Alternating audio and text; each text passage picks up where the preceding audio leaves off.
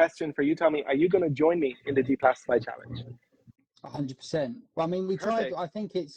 I think we're in the world of kind of doing it anyway, like Of in our course, like day-to-day likewise lives. here.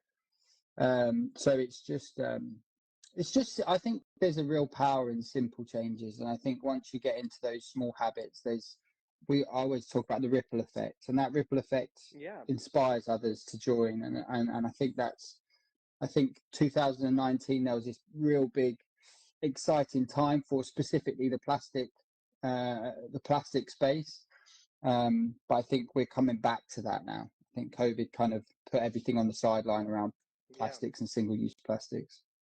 I think for me, what was like, I thought I was pretty plastic free, right? I had like Yeah, storage containers that were plastic free and whatever. But I think actually this action of like giving up one thing a week that I already have has been actually quite inspiring. And like tape, for instance, I would have never given up without this